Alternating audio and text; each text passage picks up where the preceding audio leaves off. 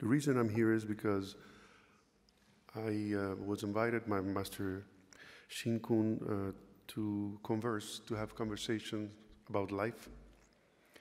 And along that conversation, he found out that the delegation of Panama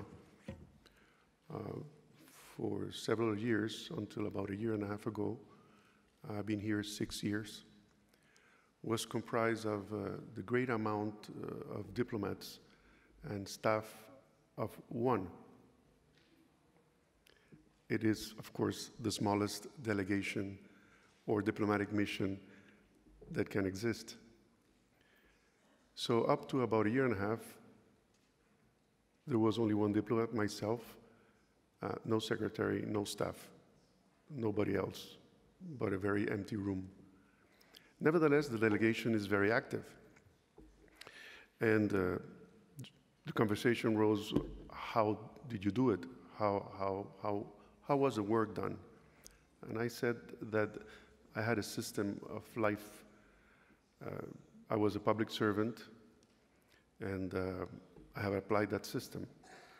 But before I get into the detail of what is the system, I have to give you a little background so you can understand why I have to sort of create that very basic system. I am a third-generation diplomat. I was born, of course, somewhere else, not in my country. By the age of 10, I had already gone through 4 elementary schools in different languages. Those of you that had that experience, at least with one change of elementary school, you can imagine 4. Luckily, in the last one, it was my home country, Panama, where I changed of 2 schools. And this last school was a Catholic school. I had the luck of having a priest from Spain that took his time to teach me Spanish, starting with as simple as I am, you are, he is. And at that moment, it was a little confusing because the way I spoke, I am, you are, he is, was in Portuguese, but in a part of Brazil, which is Rio, that when I say, I am going to your house, on that region in Rio, we can say, we are going to your house, meaning I. So I couldn't understand in Spanish why I was in us. We are going to your house. So anyway, it was the best way to learn.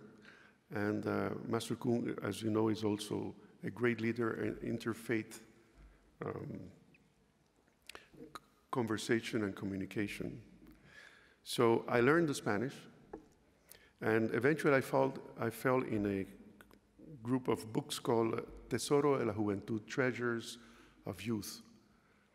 And in those books, I found out that life was, according to the books, full of great news. There was history of heroic acts, poetry,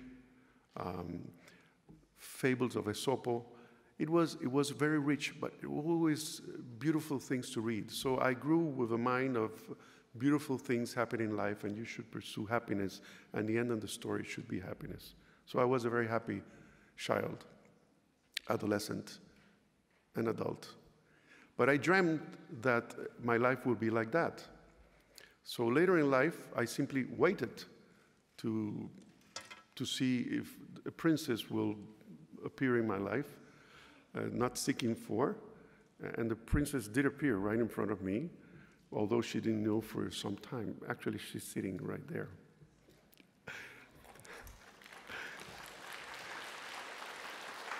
33 years later, together. As soon as I got into the diplomatic service, I got into the reality of how we have to work. As public servants, we have a duty and a responsibility to others. It's not what we want, but it's what must be done in favor of the states and the order that you receive. It's difficult because sometimes principles and instructions and what you have to do, they clash, but you have to be very clear in how you have to work.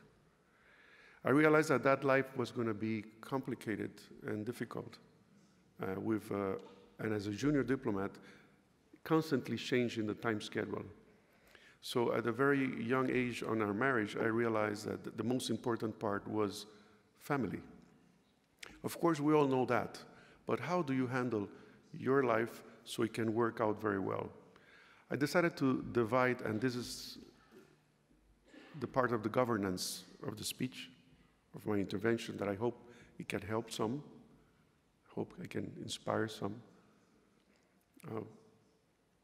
I divided the day in 3 parts. One is the administrative day, my administrative duties. The other one is the political day, meaning not doing politics, but the man is a politician by itself, talking to their peers. So the second one was the political day hour. And the third was the family. So we have administrative times, we have political times, and we have family times.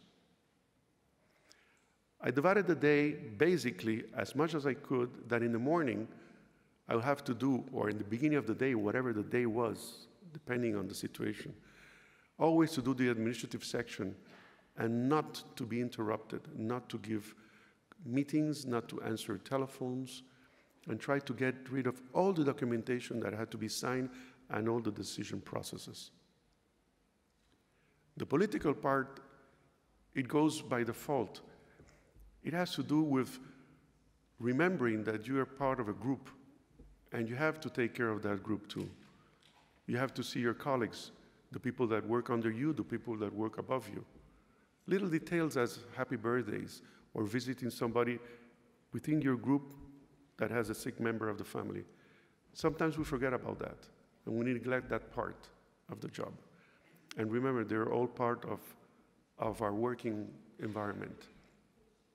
That I will leave it for the afternoon, because that way I know that along the day, if there was any other change on the information or any other decision that was done, somebody can consult me, the secretary or my people, the staff that work with me. Then it came the family time. How it worked, it's very simple. I would put family time always above the other 2. That meant that, to give you examples, at the end of the day, we had diplomatic activities. My secretary had the instruction of calling my wife and ask her if we had any family meetings. The reason I have to say that is because they have 10 brothers and sisters, my wife. You can see it's a big battalion. And then I have a bunch older. So it's a large group. So the answer was yes, no, and depending on if we have any birthday from the children or the grandchildren of them, depending on all those years that we lived, then the secretary will tell me if I could go to that reception or to that meeting in the evening and how many hours I should go. It's just to say greeted or to stay, because family was first above all those things. And it worked along the years. Of course, it's not perfect. Many things are not being done perfectly. Sometimes I had to choose not to take good posts, although they would look excellent for my career. I just felt, without any tangible reason, I felt it was not the best for the family. So I neglected to accept those posts. In the end, 33 years later and 2 children, and 2 months ago a granddaughter, in retrospective, it had worked incredibly well, the system. Our children are doing, at each stage of their lives, I could say they're doing better than us. They're very proud. And the more that I can see that that worked, the better I have realized that I was a good public servant during my duty. because the family was well, and therefore the state benefits from that. I try to share this with all the peers that worked with me in the last 10 years. This is something that I discovered years ago. And well, this is the reason I was talking to you here. I hope that has been some help. Give you a little of the treasure of my youth. Thank you very much.